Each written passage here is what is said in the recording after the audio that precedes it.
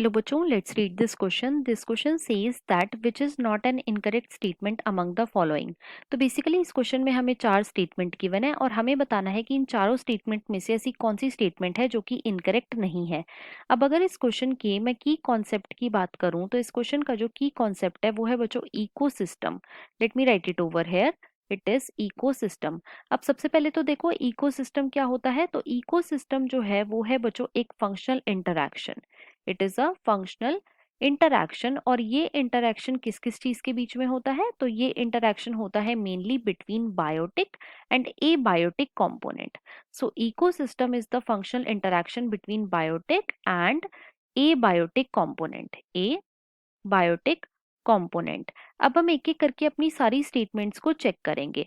तो statement one में हमें क्या गिवन है। स्टेटमेंट वन में हमें गिवन है detritus contain dead remains of plants and animals. तो बच्चों ये स्टेटमेंट हमारी बिल्कुल करेक्ट है।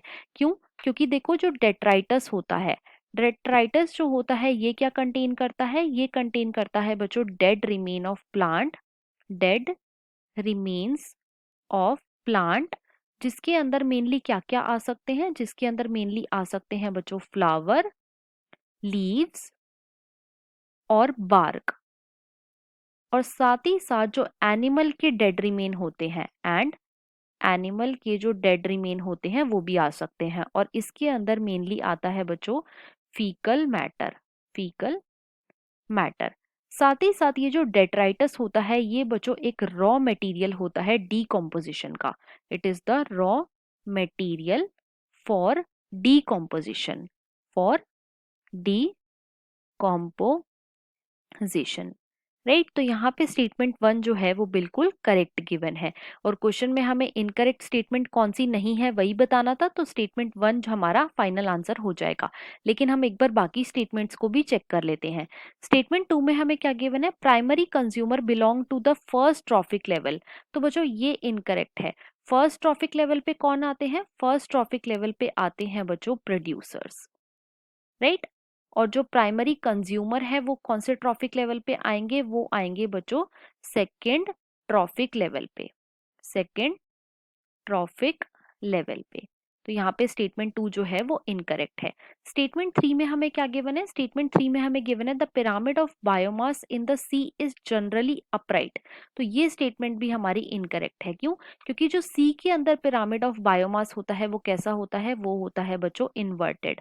और ये इन्वर्टेड क्यों होता है। क्योंकि जो बायोमास होता है फिशेस का, बायोमास ऑफ फिशेस जो होता है ये बच्चों फार एक्सीड करता है। It far exceed then biomass of phytoplankton, biomass of phytoplankton. Right. इसीलिए स्टेटमेंट थ्री जो है ये भी इनकरेक्ट है। स्टेटमेंट फोर में हमें क्या गिवन है। Stratification is limited to terrestrial ecosystem. तो बच्चों ये स्टेटमेंट हमारी इनकरेक्ट है। सबसे पहले तो देखो स्ट्रैटिफिकेशन का क्या मतलब होता है। तो जो स्ट्रैटिफिकेशन होता है ये बच्चों एक वर्टिकल डिस्ट्रीब्यूशन होता है। ये क्या होता है। एक वर्टिकल डिस्ट्रीब्यूशन होता है। और किस चीज का वर्टिकल डिस्ट्रीब्यूशन होता है। डिफरेंट स्पीशीज का, डिफरेंट स्पीशीज का जो कि प्रेजेंट होती हैं बच्चों डिफरेंट लेवल पे। राइट। और जो स्ट्रैटिफिकेशन होता है ये लिमिटेड नहीं होता टू टेरेस्ट्रियल इकोसिस्टम, ये हमें एक्वेटिक इकोसिस्टम में भी देखने को मिलता है। तो इसीलिए ऑप्शन फोर जो है ये भी इनकरेक्ट है। तो यहाँ पे जो हमारी इनकरेक्ट स्टेटमेंट नहीं है वो है ऑप्शन नंबर वन। और वही हमारा फाइनल आंसर हो जाएगा। So the final answer of this question is option number one. I hope you understood it well. Best of luck.